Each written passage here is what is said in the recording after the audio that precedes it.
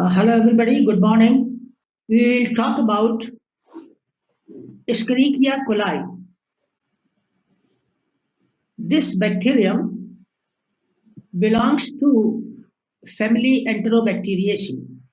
This family Enterobacteriaceae is very important family consisting of some of the very common and very important bacterial pathogens.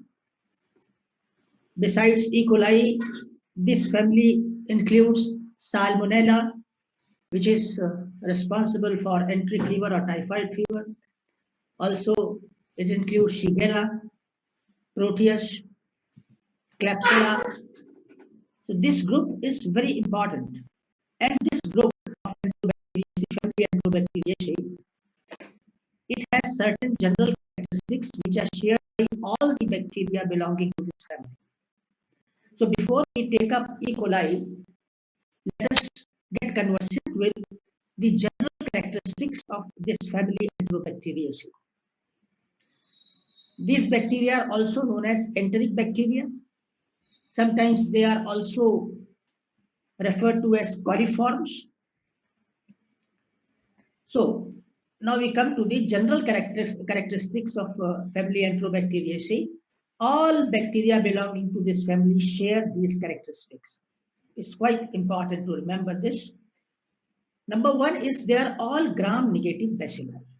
They are all gram-negative bacilli. They are aerobic and facultative anaerobes.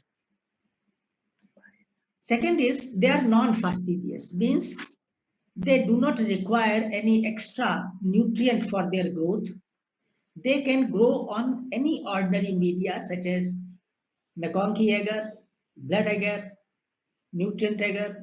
All the bacteria belonging to this family, they ferment glucose with acid. All the bacteria belonging to this family, they ferment glucose with the production of acid. Some also produce gas. So they produce acid with or without gas. Now, there are 2 or 3 very important biochemical reactions which are shared commonly by all the bacteria belonging to this family. And one is it reduces nitrates to nitrites. Second, all bacteria belonging to this group, this family, they are catalase positive. They are catalase positive, except Shigella dysentery type 1, which is catalase negative. And again, very important biochemical reaction, all the bacteria belonging to this family Enterobacteriaceae, these are all oxidase test negative. They are all oxidase negative. These bacteria of family Enterobacteriaceae may be motile or may be non-motile. Motile bacteria, they have peritrichous flagella. Flagella all around the cell. All bacteria of this family, if they are motile, they have peritrichous arrangement of flagella on their surfaces. So these are some of the very important general characteristics which are shared by all the organisms belonging to family Enterobacteriaceae, and E. coli is one of the very important bacterium belonging to this family. This slide shows the morphology of Escherichia coli, and also it shows the colony characters on McConkey agar, where it is written E. coli. This type of pink colonies are seen when they grow on McConkey agar. Now about the classification of this family, Ewing's classification is usually followed in nomenclatures. So it is important to remember that they belong to family Enterobacteriaceae. Genus is Escherichia and species is Escherichia coli. These 3 you should remember: family, genus, and species. family Enterobacteriaceae, genus Escherichia, species Escherichia coli. Now, this bacterium was discovered by Theodore S. Crick, and on his name it is known as Escherichia. These are wide group of bacteria on the basis of biotyping and serotyping, and causes infection both in humans as well as in animals. Now, detection of E. coli in water indicates pollution and contamination. This is important to remember. It is one of the most common and important bacteria which causes water contamination. This bacteria has a special variant known as thermotolerant E. coli, which can survive at even 44 degrees centigrade. Thermotolerant E. coli variant, they are usually present in water supplies contaminating water for human consumption. These bacteria are commonly present in human and animal feces. So, water contamination by E. coli, and when we find these thermotolerant E. coli, it shows that fecal contamination of water has occurred. So again, important to remember that detection of this bacteria, this E. coli in water, indicates fecal contamination of water. It is a commensal found in lower intestine of warm-blooded animals. Now, a small proportion of E. coli strains are pathogenic. Most of the E. coli which inhabit our gut, the intestine, they are commensals. Only some of these strains are pathogenic. Those strains which are not harmless,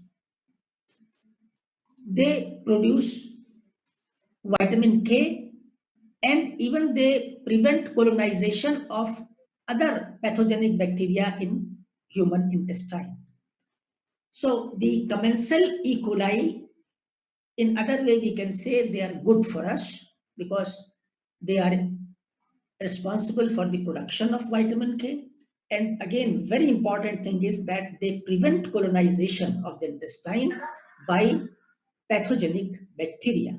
Now, we come to the morphology of this bacterium. It is gram-negative bacilli, straight rods. Size is 1 to 3 into 0.4 to 0.7 microns, and it is motile. E. coli is motile bacteria, and it has peritrichous flagellar arrangement. As you can see in this picture, the flagella are present all over the cell, all around the cell. This bacterium is non-spore forming, doesn't form spores, and it is non-acid fast. It is aerobic and facultative anaerobe. Now we come to the antigenic structure of E. coli. Are you able to hear me clearly? Yes, sir. Yes, sir. Yes, sir. My voice is clear? Yes, sir. Yes, sir. Okay. Now we will talk about the antigenic structure of Escherichia coli. Now, these antigenic structures are also implicated in the virulence of the organism. That in the pathogenesis, these are very important. So let us say antigenic structure or the virulence factors, we can group into two groups. It may be grouped into two groups: surface antigens and toxins. Surface antigens and toxins. Surface antigens are four types: somatic antigen, flagellar antigen, capsular antigen, and fimbrial antigen. So again, antigenic structure or virulence factor of this bacterium, it can be grouped into two main groups: surface antigens and toxins. Now, surface antigens are four types: somatic antigens, flagellar antigens, capsular antigens, and fimbrial antigens. So, let us talk about somatic antigen or O antigen. O antigen, it is present in lipopolysaccharide layer of the cell. This antigen is heat stable. Around 173 of somatic antigens of E. coli have been described, and they are designated as 1, 2, 3, and so on. These antigens, they cross-react with each other of the same species bacteria.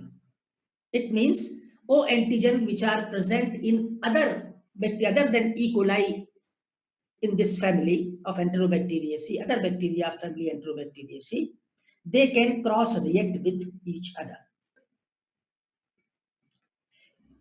Important thing to remember about this somatic antigen is that it has endotoxic activity, produces endotoxin, and therefore it is one of the most important virulence factor of this bacterium.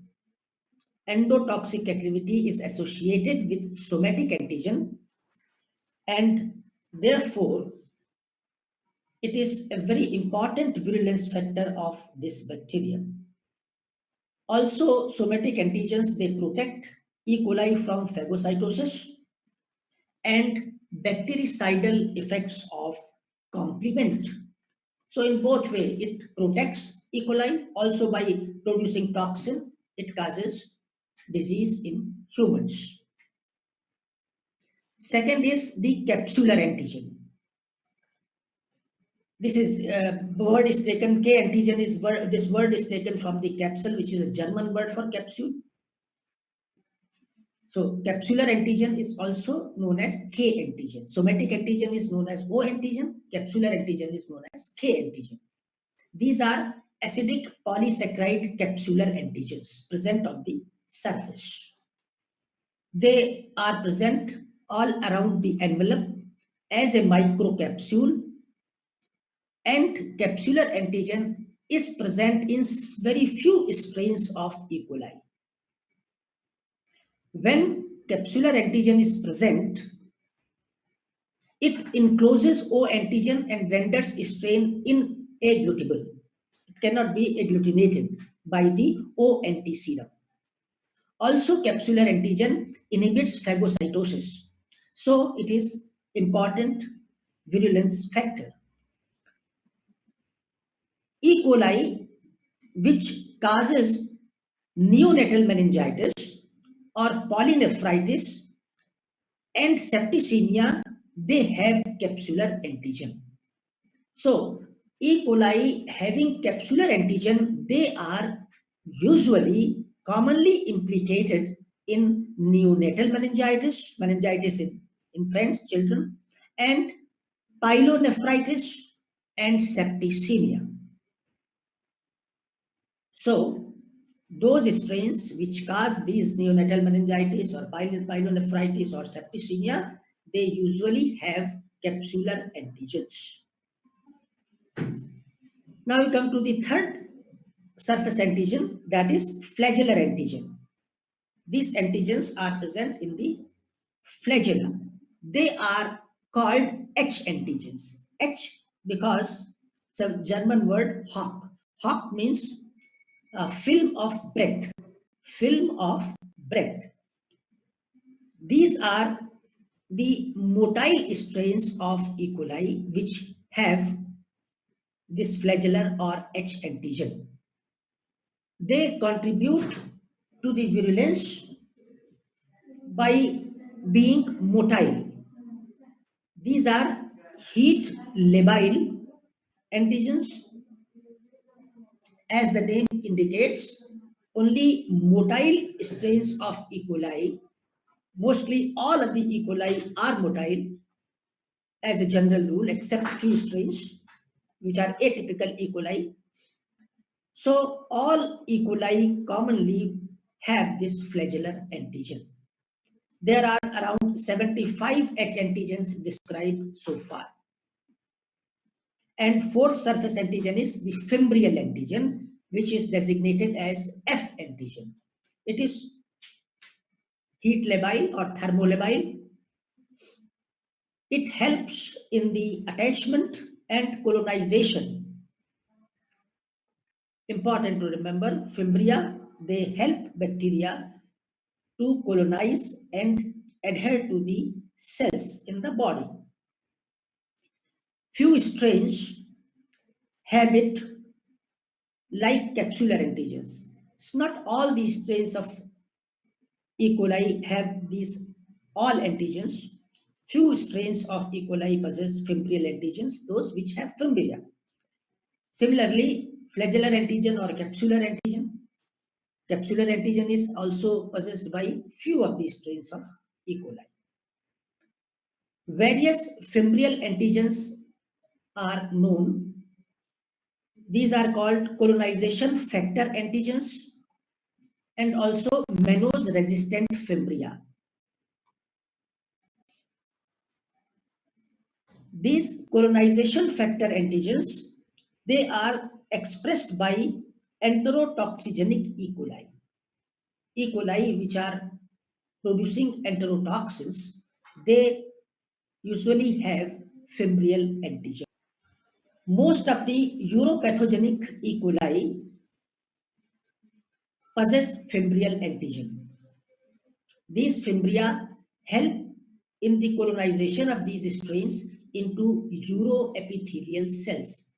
It means those receptors which are present on uroepithelial cells, because of this fimbrial antigen, they are able to adhere to it and colonize and cause infection.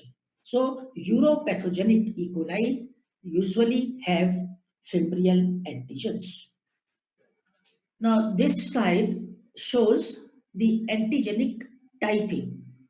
Now you know about the surface antigens, O antigen, H antigen, K antigen, and F antigen.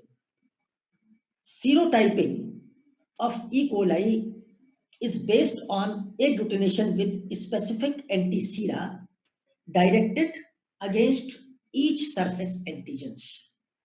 So in this antigenic typing, we have group O and K is subgroup H strains.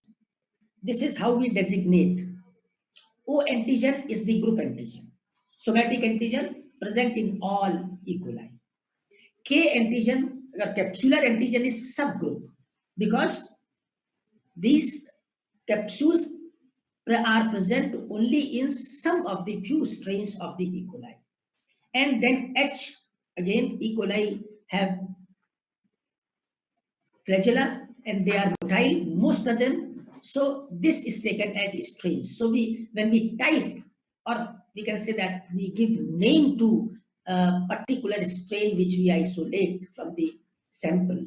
So how to designate that particular E. coli? So we do the antigenic typing. For this, antigenic typing is done considering group O, subgroup K, and H as strains.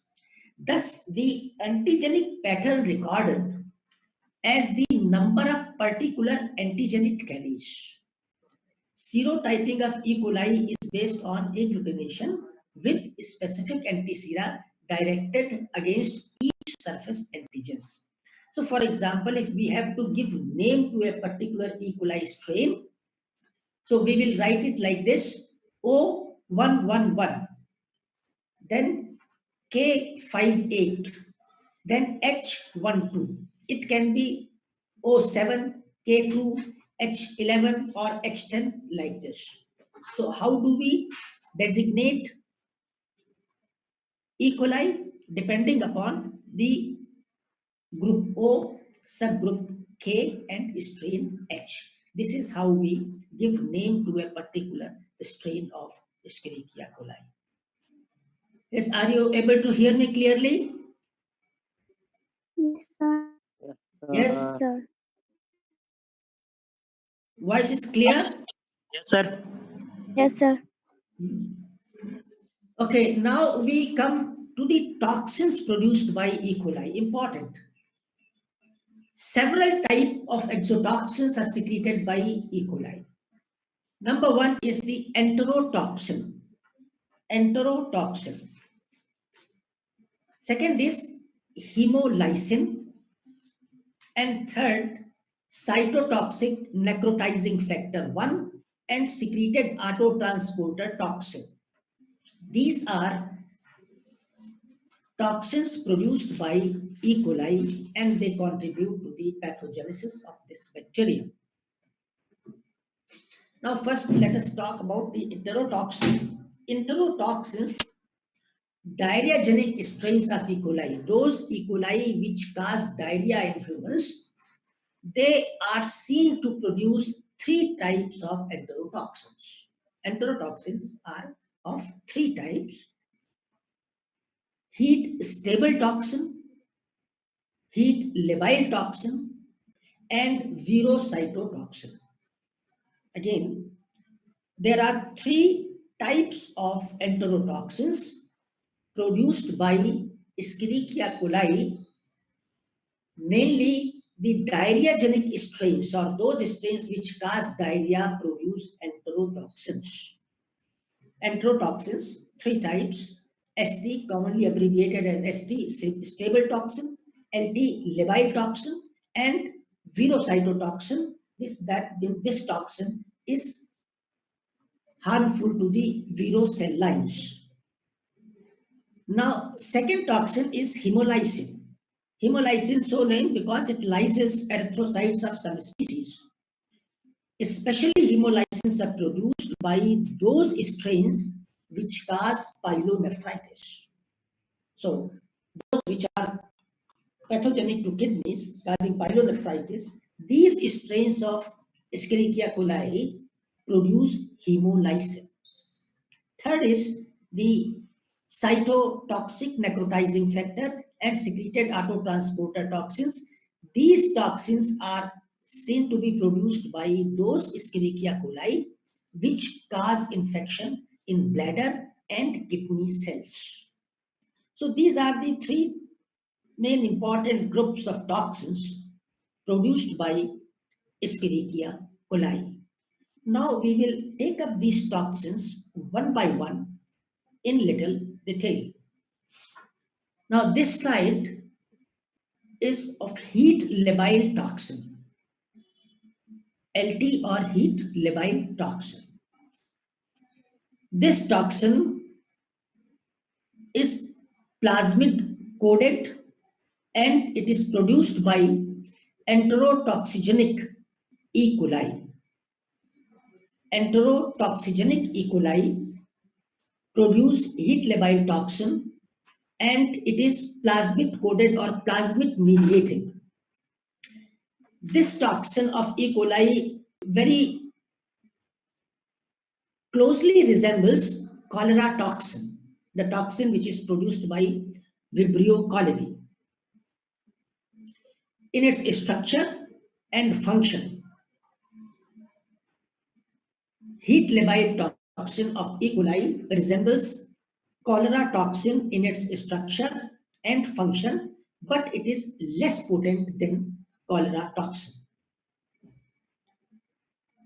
Now, how this toxin acts, how it is responsible in the production of watery diarrhea, this now we are going to understand a bit.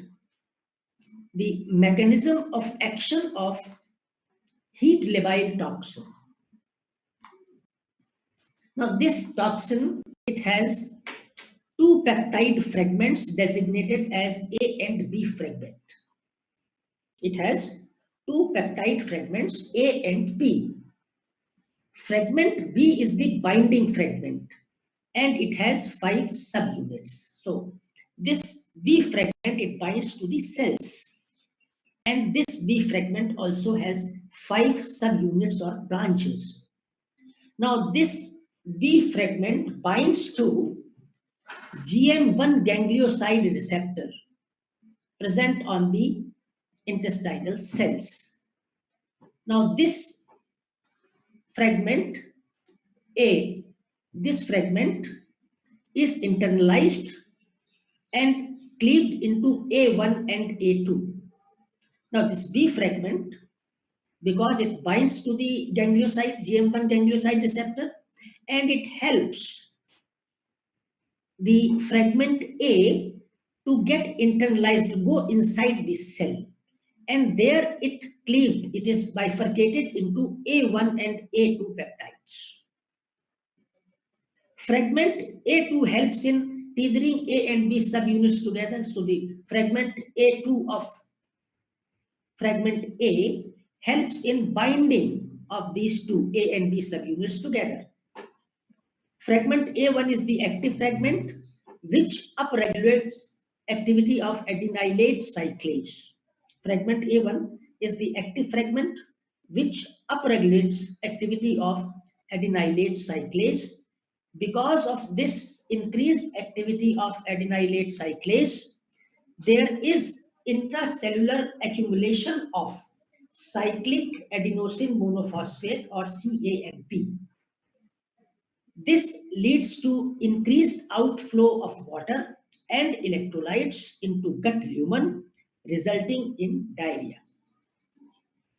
Now, in short, we can say that heat labile toxin works through adenylate cyclase and increases the production of cyclic adenosine monophosphate inside the cells, and therefore it results into increased outflow of water and electrolytes into gut lumen, resulting in diarrhea.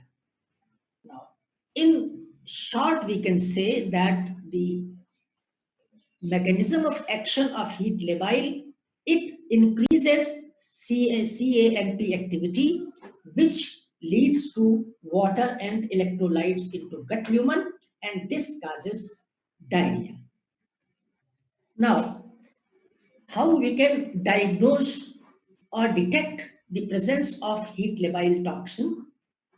It is detected by latex agglutination or ELISA serologically. Molecular methods, we can go for polymerase chain reaction, which detects gene which code for LT production. Older methods are also given in books. It was done some 30-40 years back, like ligated rabbit ileal loop test, in which we used to have a rabbit intestine, this ileal loop, then we'll make it small, by thread we will tie it and make loops, and then we will inject this toxin in those loops, and we will see whether there is accumulation of fluid or not. Then we used to have a tissue culture test, Y1 mouse adrenal cells also. So growth on Y1 mouse adrenal cell is positive. So this also indicates the presence of LT. But these are older methods. We have better methods now, such as ELISA and latex agglutination. And for research purposes, we can go for the PCR, detecting the gene which is responsible for LT production. So this is how we detect the presence of heat labile toxin. Now we come to heat stable toxin of E. coli. Again, it is plasmid coded, mediated by plasmid, and it is produced by enterotoxigenic E. coli. Enterotoxigenic E. coli. There are two types of these toxins, heat stable toxins. They are called ST1 and ST2. ST1, it binds to guanylate cyclase and causes increased production of cyclic guanosine monophosphate. In LT, it was CAMP. In stable toxin, it is the guanosine monophosphate which is increased. This increases more fluid accumulation in gut lumen and thus results in diarrhea. So again, ST1 of this heat stable toxin, it binds to guanylate cyclase C and causes increased production of cyclic guanosine monophosphate, which is responsible for fluid accumulation in gut lumen, thus resulting in diarrhea. Now this ST2, though it causes fluid accumulation in young piglets, the mechanism is not known. It is not through CAMP or CGMP mediated. So it is the ST1 part of this heat stable toxin. This particular fraction is in fact responsible for the production of diarrhea. Now detection of this heat stable toxin is same as that we had known in case of heat labile toxin. We can use ELISA to detect this toxin. We can perform latex agglutination also, and molecular methods such as PCR. Now this slide is about verocytotoxin, which is also called Shigella-like toxin, because Shigella, the organism which causes bacillary dysentery, produces same toxin, verocytotoxin. Name verocytotoxin is because this toxin is cytotoxic to vero cell lines. Vero cell lines are these are the monkey cell lines, African monkey cell lines, so kidney cells. Now this verocytotoxin, it is bacteriophage coded. Now the difference between this verocytotoxin, its production from LT and ST, that is labile toxin and heat stable toxin, is that they were plasmid coded, plasmid mediated, and this Shiga-like toxin or verocytotoxin is bacteriophage coded producer, phage coded, and it is usually produced by enterohemorrhagic E. coli. Enterohemorrhagic E. coli. The mechanism of action is that this toxin has two fragments, A and B. Fragment B binds to globotriaosyl ceramide receptor on intestinal epithelium. B. The B fragment of this toxin binds to GB3 receptors, GB3 receptors which are present on intestinal epithelium. And then fragment A, which is the active fragment, it inhibits protein synthesis by inhibiting 20S subunit of 60S subunit ribosome. The main active fragment, which is the A of this toxin, it inhibits protein synthesis. Fragment B binds to GB3 receptor of intestinal epithelium, and in this way, by inhibiting protein synthesis and attaching to the GB3 receptors, it would initiate the process of infection, especially local infection. The infection which is caused by verocytotoxin or Shiga-like toxin is localized, is not generalized. Now, detection of this verocytotoxin, serologically, we can do latex agglutination test and also ELISA test. Molecular method, again using specific DNA probes, we can find out presence of this toxin. This toxin is toxic to vero and HeLa cell lines.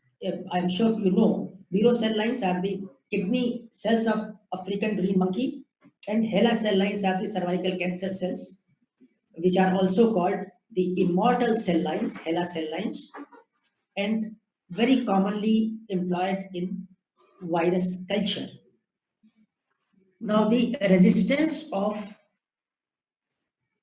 this organism, E. coli, it is killed by moist heat at 60 degrees centigrade within 30 minutes, and also can be killed by chlorine in water. So this is the commonest method to decontaminate water using chlorine. But it can survive several days in soil, water, dust, and air. Now we come to the clinical manifestations of E. coli infections.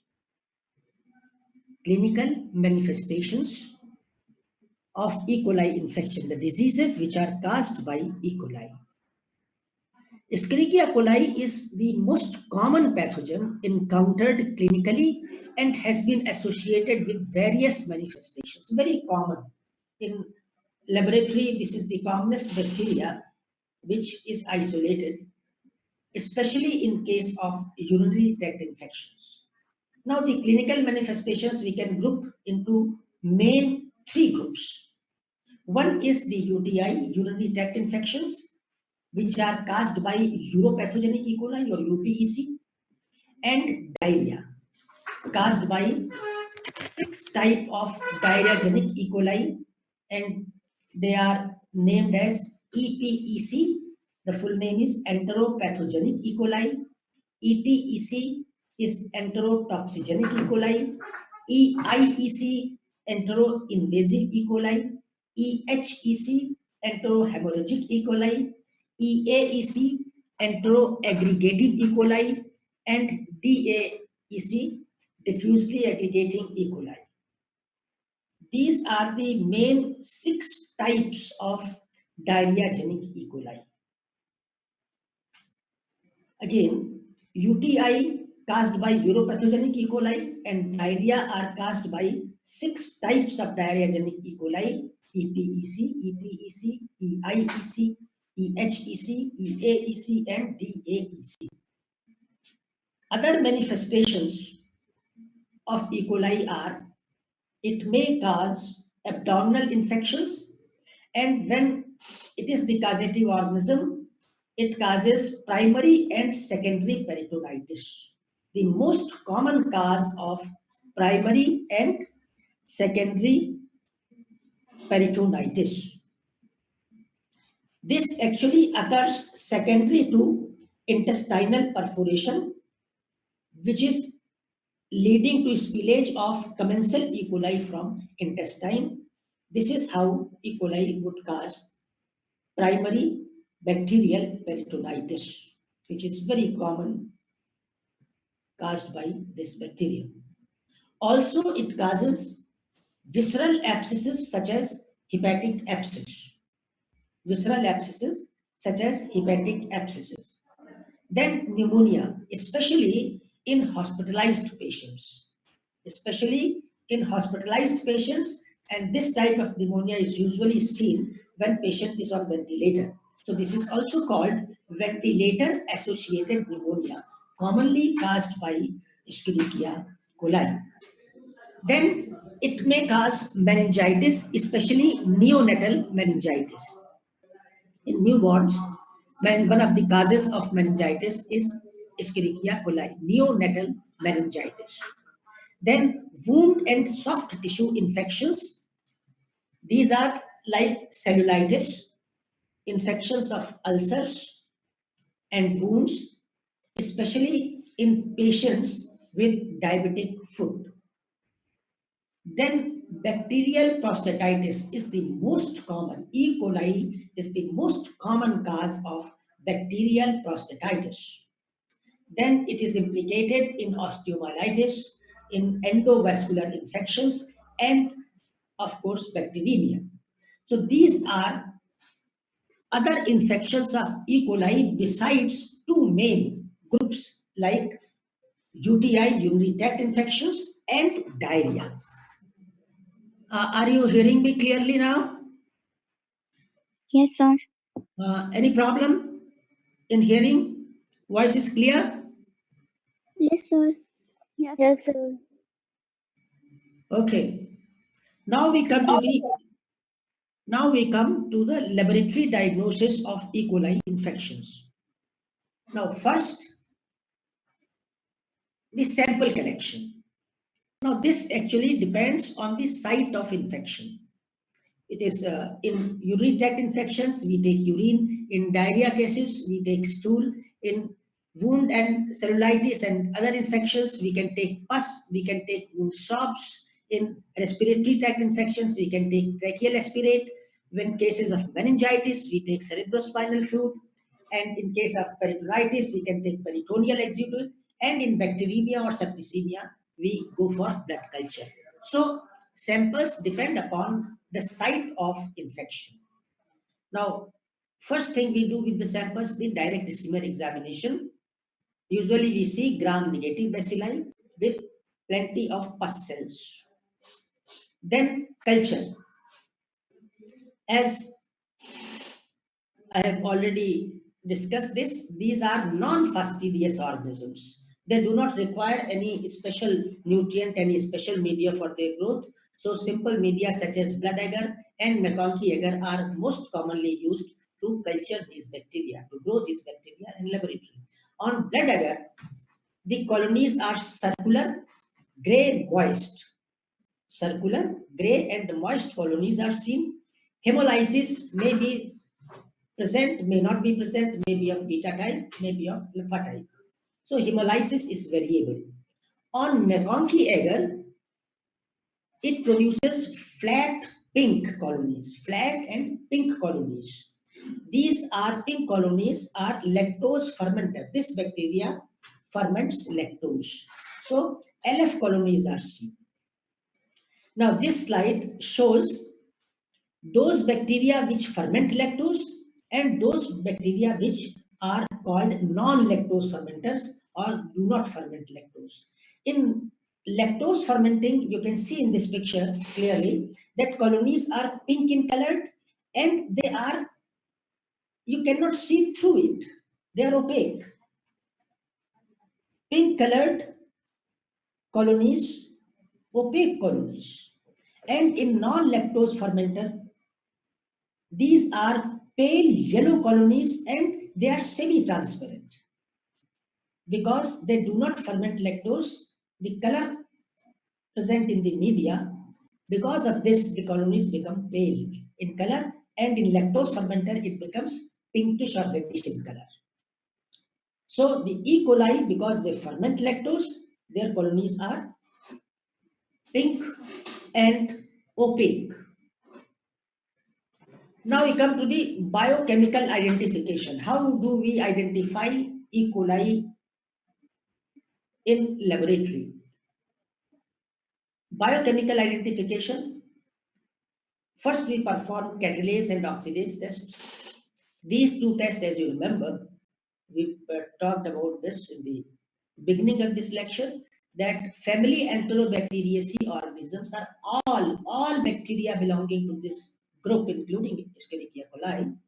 They are catalase positive and are oxidase negative, and they reduce nitrate to nitrites. It means these three biochemical tests will be exactly as we see in all other bacteria of family Enterobacteriaceae. So E. coli is catalase positive, oxidase negative, and nitrate is reduced to nitrites.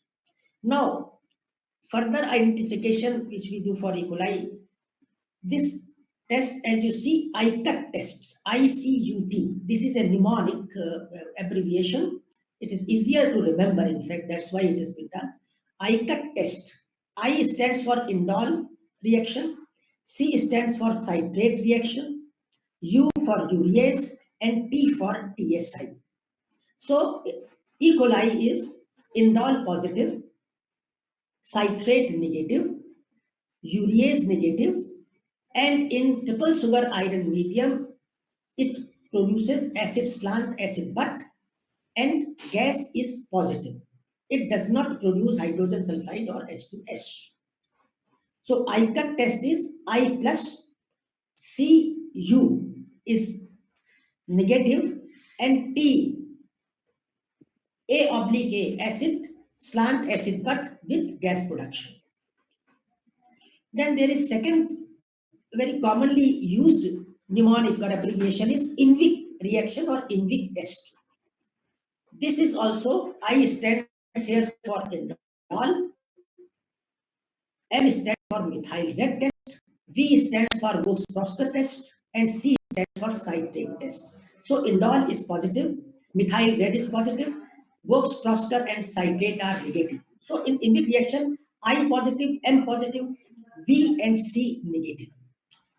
Commonly, these two tests, whether it is ICUT test or INVIC test, depending upon these biochemical reactions, we in routine identify E. coli in laboratory. Then we can perform hanging drop, but we have now this media also in which we grow them.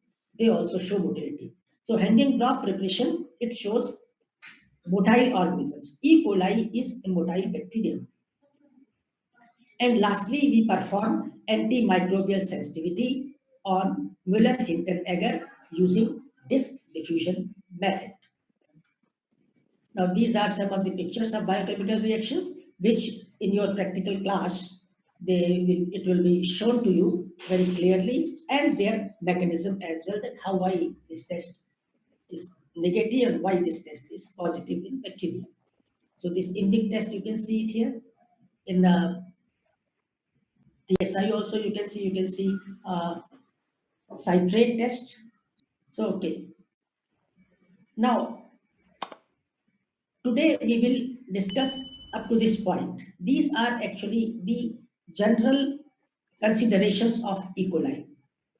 In our next class, we will talk about two very important clinical manifestations, two groups of important clinical manifestations of E. coli, that is the urinary tract infections and diarrhea. So in next class, which will be day after tomorrow, we will talk about the urinary tract infections caused by Escherichia coli and diarrhea caused by Escherichia coli in detail.